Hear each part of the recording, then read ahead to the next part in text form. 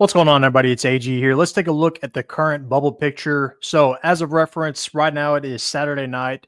And as of right now, San Francisco and Gonzaga are about to tip off, and West Virginia is playing right now. So, those might have an effect on the bubble. We'll talk about that a little bit when we get to those teams. But I'll try to put an updated one out either tomorrow or Monday, probably, depending on what goes down. But first off, let's talk last four byes. As of right now, we've got Gonzaga, Georgia, Baylor, and Indiana. Gonzaga 22-8 right now. They're playing San Francisco, depending on how they do here. So if they lose, they'll drop down. If they win, they'll probably get off the bubble and be replaced by West Virginia. Because as of right now, it looks like West Virginia probably going to lose to BYU pretty handily. But if Gonzaga can beat San Francisco semi-handily tonight, they should be firmly off the bubble. I don't think there is any doubt Gonzaga is going to not make the tournament. But as of right now, they're slowly slipping when it comes to seed lines. But 22-8 on the season, wins over Houston and Creighton. Two really good wins there. Win over a one seed is definitely going to get you in the tournament.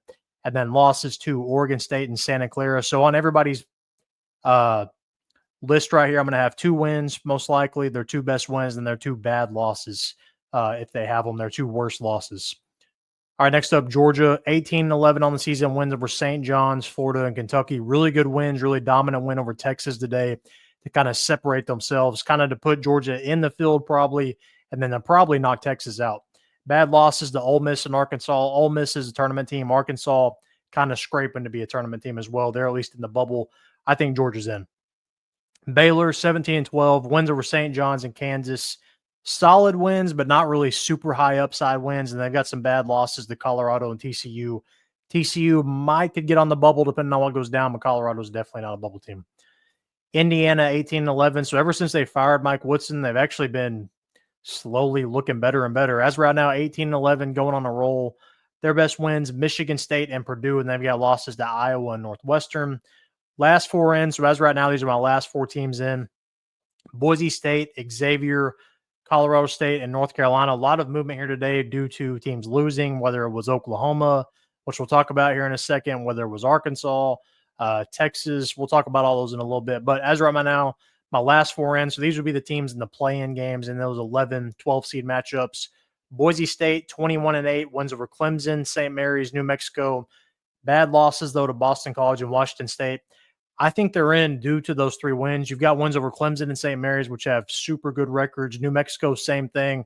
I think Boise State's in. I'm not going to say quite locked territory just yet, but they're getting close.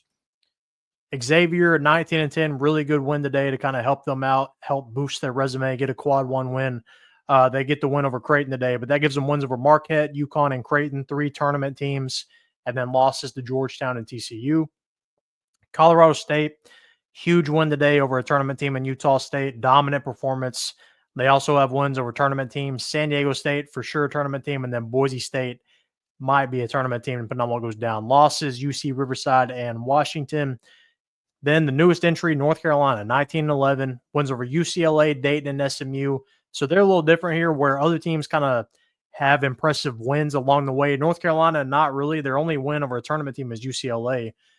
Dayton and SMU kind of bubble teams, but they lack the bad losses that everybody else does. So they don't have any quad 3 or quad 4 losses. I think North Carolina is going to find a way to sneak in as long as they don't crap the bed in round one of the ACC tournament. First four out, San Francisco. Talk about them here in a second. Arkansas, they dropped down. Oklahoma, they dropped down. I had both those in the tournament going in the day, not right now. And then Ohio State.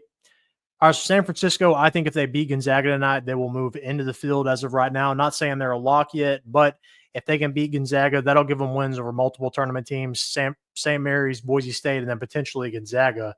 So they would move into my last four in if they can get that win tonight, but we'll see. Losses, Santa Clara and Washington State are kind of their bad ones.